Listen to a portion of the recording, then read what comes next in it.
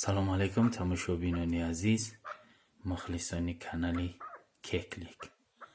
سلامتی شما را ما همیشه تمنا داریم. سلامت سربلند باشید.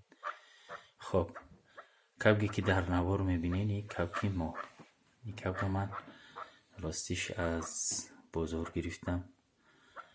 کبک شهری توزه، این اختا میشناسین کبک شهری توزه.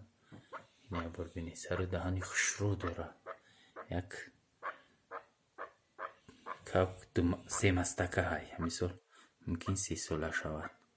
کبک خوبه، بهتر این کبک دست بازه، دست بازی میکنه، فریاد میکنه، بسیار خوشرو. در خانه کبک اهل خانه ده مثال سرمتی حولیده فر میگرده، به یگان کامبدی نداره. کامبدی اساسی همی کبک همینه.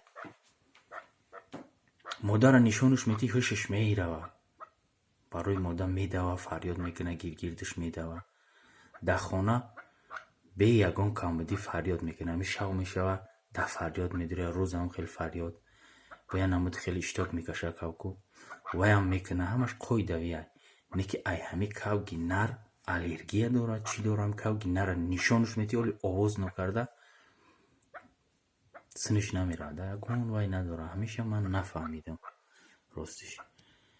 نیکی بهترین کبک خانه در سر میتی کبک خانگی های دست بازه، همه کارش قوی دویه.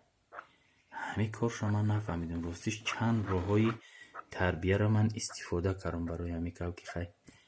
یکی وای میشوه دواشا نیافتم.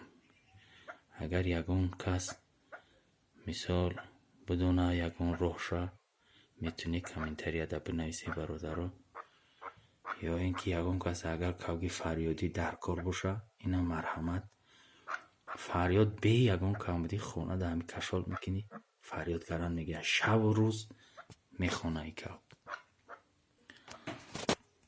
خب اینا برادران عزیز، کبک اینا همین یگان پیشنهاده باشه، مرحمت اینا برادرها بنویسین. اگر یگان کس راهی حلشه بدانه که مثال همی کبک چه خیلی تربیه کنیم، من راستش همه راه ها را استفاده کردم.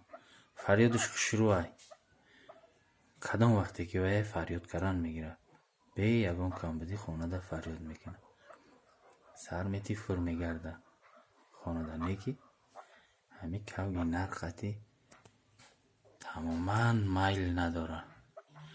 سلامت بشه برادرها، فکر اندیشه های خود بنویسین.